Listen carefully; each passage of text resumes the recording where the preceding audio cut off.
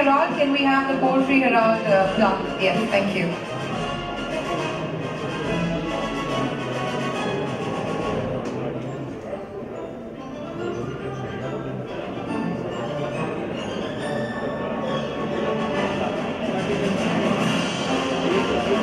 Thank you. Mr. Raghavan, would you please do the honors of giving away the Benison Media Press token? Do we have someone from Benison? Benison Media? Yes. You know, that's a smile walking up to the stage.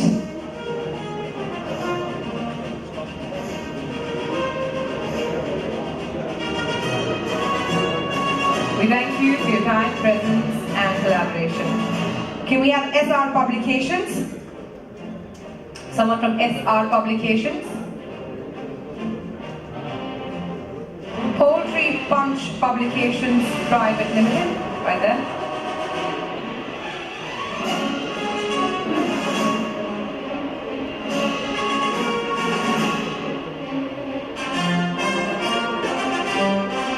Hind Poultry, anybody here from Hind Poultry? And finally, Poultry Express. Press and media members from Poultry Express. Alright, thank you, Raghavan, thank you so very much.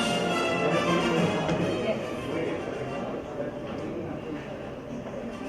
Well, I think and I hope all the thank yous, the gratitude has reached you for being such a lovely support system, throughout this symposium.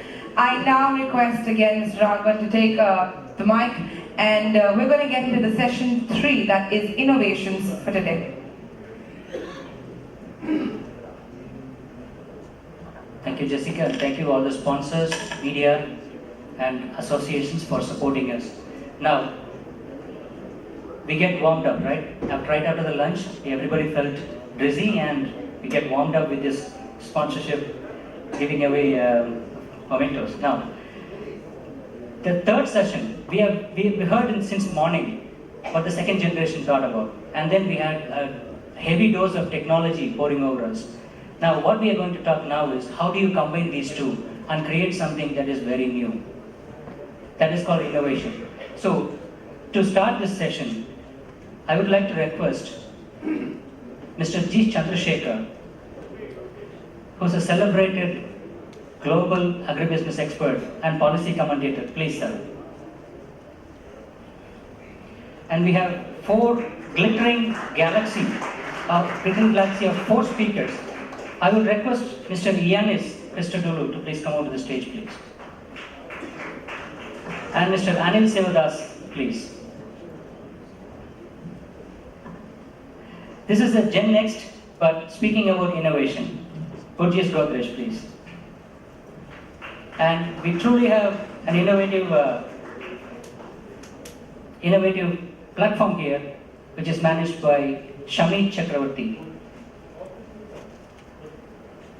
So, this session is going to be about innovations and will be a combination of both people and technology, how they are making a difference in the lives of the people. So, I would like to request Mr. Chandrashekhar to take over, please. Thank you.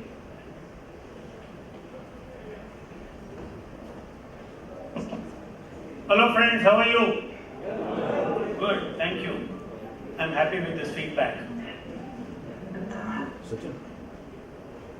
I'm not new to this forum. In fact, a few months ago I was a keynote speaker at your, what was that? CFO forum. And of course I've been a speaker in many of your earlier meetings. But as I grow older, I'm happy to actually see a lot of young people coming into this business, which I think is absolutely positive for this industry. I just want to make some opening remarks and give the floor to our young panelists. Two issues I want to talk about. One is the age profile of India's population. 31% of India's population is below the age of 15, and 53% of India's population is below the age of 25. And 80% is below the age of 45. Can you imagine this? This age profile is not available in any part of the world. Japan is an aging population. Europe, aging population. Americans, the baby boomers are all growing old. India's median age is 25.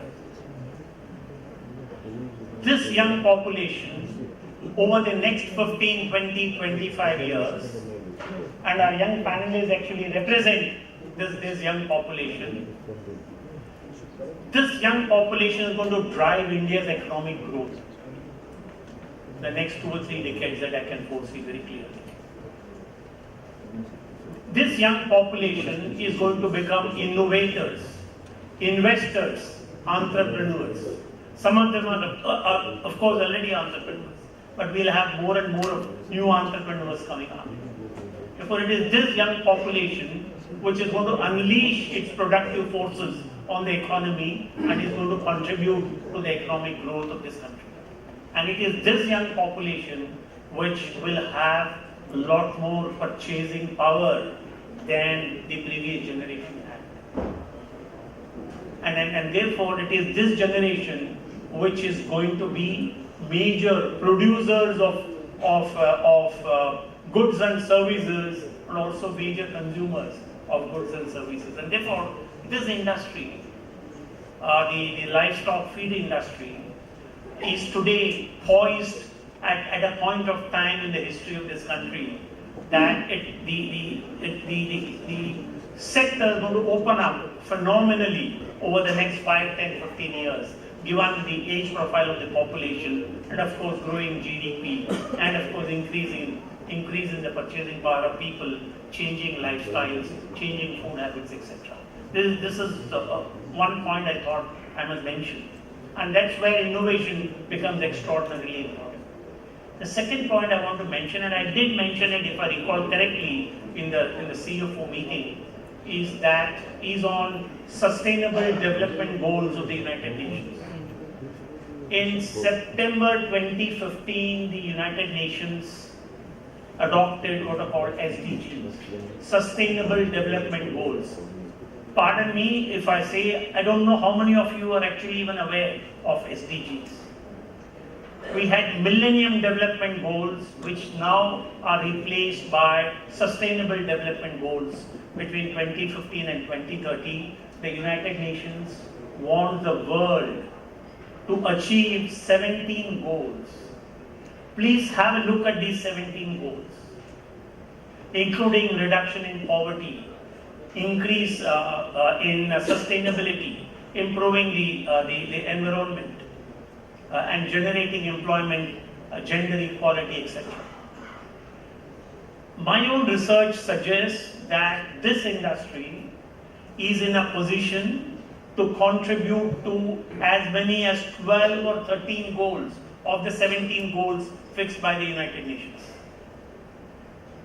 And like I did in the CFO forum, I want to urge once again, maybe request new chairman, Mr. Bhave and his team, please come up with a white paper on how this industry is and will be able to contribute to advancing the Sustainable Development Goals. And if this white paper will possibly become your bargaining chip with the policymakers to extract concessions or whatever favorable policies that you want. I think this is extremely important. And therefore, I would, in whatever manner I can be of help to this industry, I'll be quite happy. Because this session is not about me, this session is about our panelists. I don't think I should impose myself more on these delegates. I'm now going to invite speakers, our panelists one by one, to talk about and share their thoughts of innovation, how Generation Next looks at innovation, how Generation Next is able to accept innovation, how Generation Next is going to trigger innovation. for improved operational efficiency, etc., etc. I think that's it. I have one more point, but I'm going to reserve that point at the end of this conversation. I want to share one particular thought, but not at this point of time, much later if we have the time. Before, may I request Burgess to be the first speaker? I don't have the list. I don't think we need to follow any particular sequence, but you have the list. Okay, perfect. Okay, all right. Okay, they're okay. Then what do I do? Do I follow the list? Okay, all right. Okay. If you don't mind, sorry about this. Okay, then let me invite Yannis Christodoulou, is Progressors Asia and Business Unit of Athene Consulting. Would you like to take the podium? Absolutely, thank you very much. Thank you, appreciate it. You know, it was about 10 years ago when I looked at these gadgets, which is called mobile phone, and I thought, wow, what a wonderful device. You can do a lot of things with this thing. You can ask Dr. Google how you feel today, and he will tell you. You can find about the weather. You can chat with your friends for free all over the world. What a fantastic invention.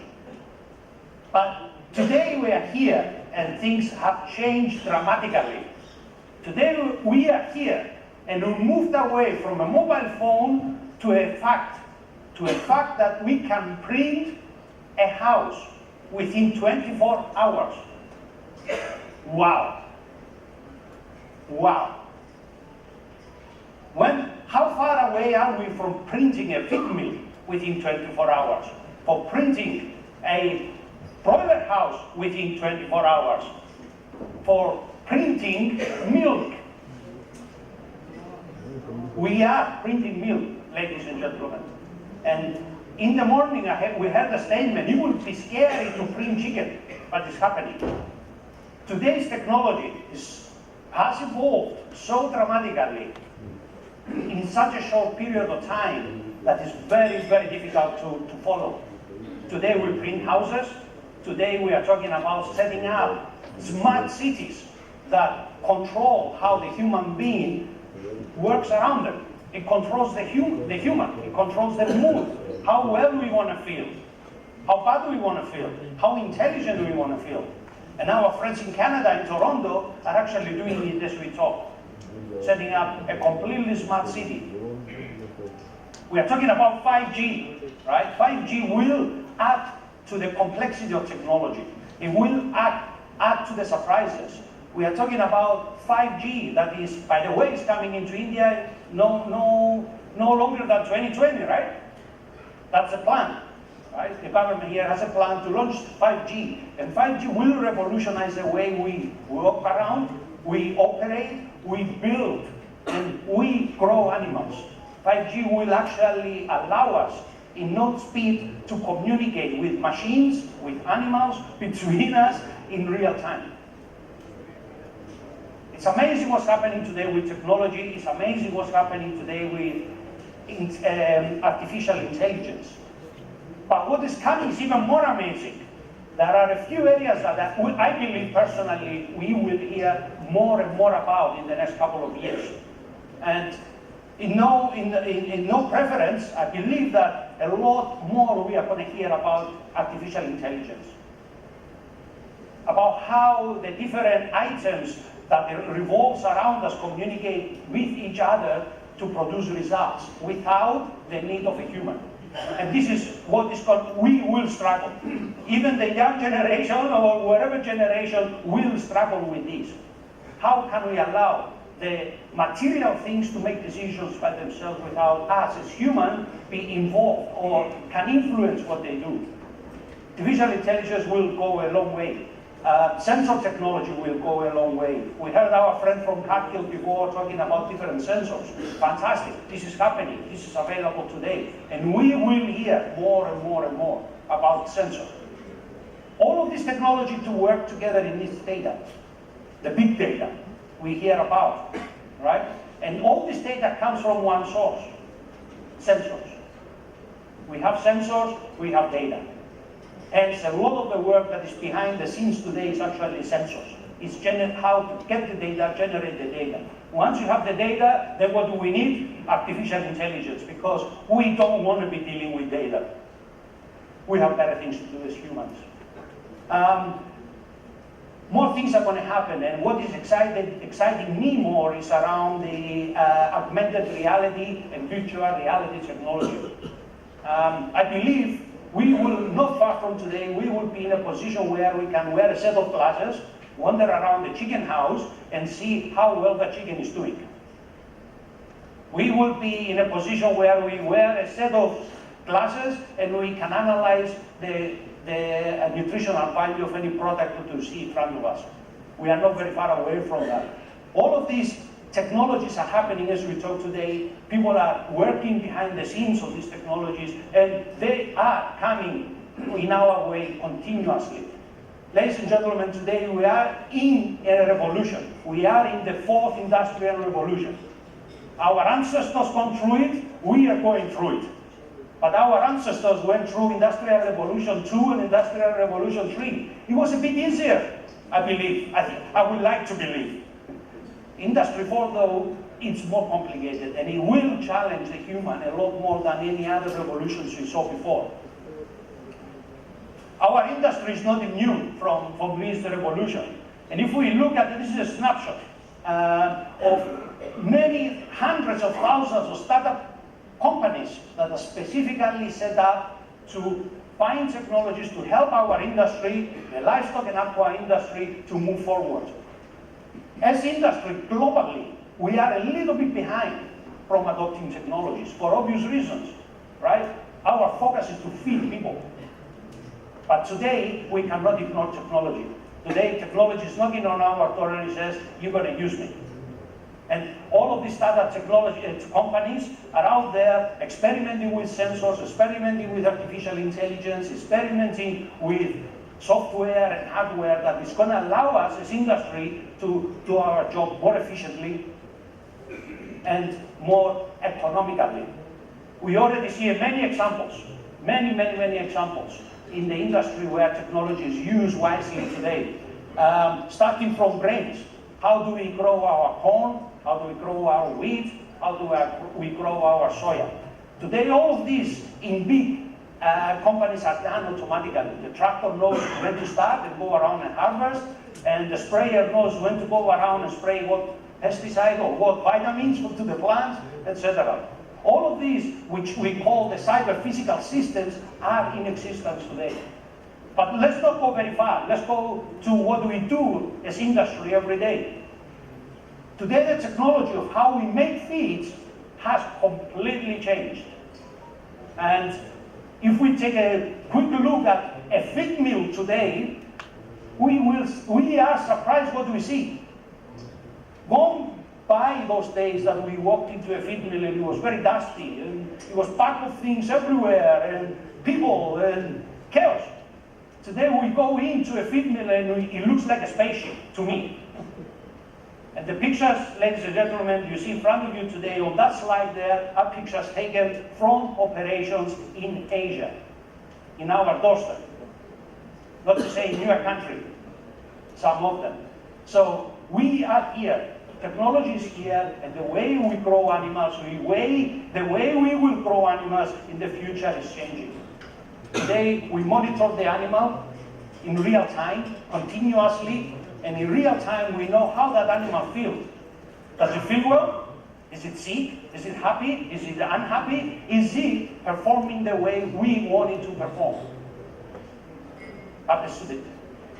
Then what has happened next? The eggs. What a great story we heard. I love the story this morning when I heard about how we took an egg and a broiler meat, which is a commodity, and we really value-added it. We brought the applications, we brought mobile phone technology, we brought the internet, we brought social media, and we converted that commodity into a different product altogether.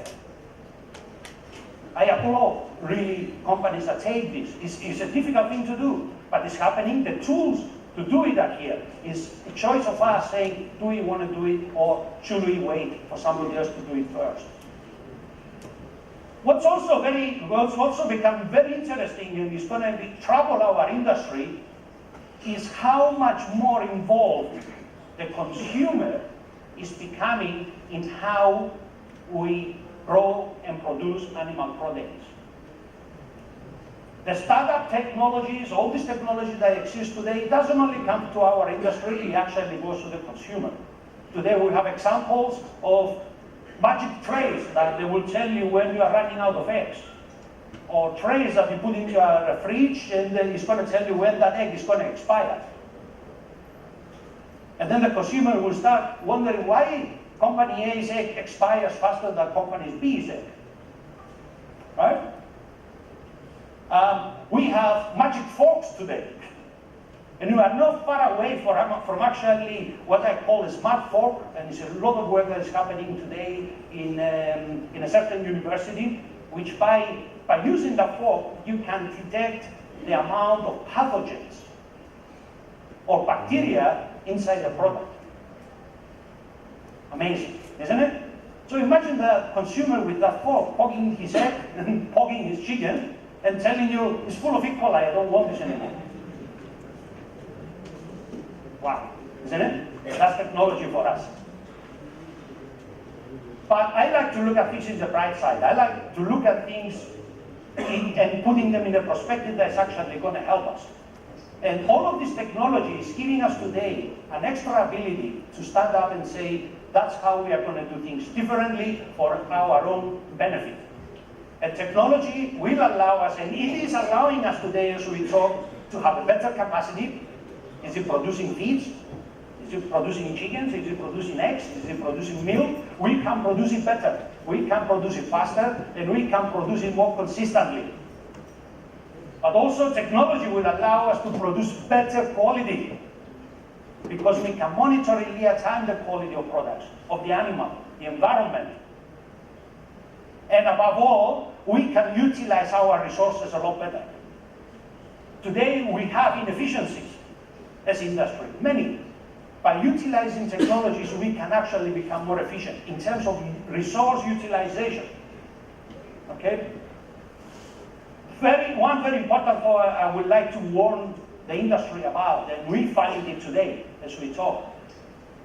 There is so much technology which is defragmented today. It's very defragmented. Very little technology talks to each other. Everybody wants to develop its own technology, its own line of products, and as a result, we do not have a unified effort. If this is going to work, we need to have an integrated system. We need to have technology that talks to each other in real time. And we cannot have silos of technologies. For example, we cannot automate our broiler farm with one system and go and integrate our feed mill with another system and go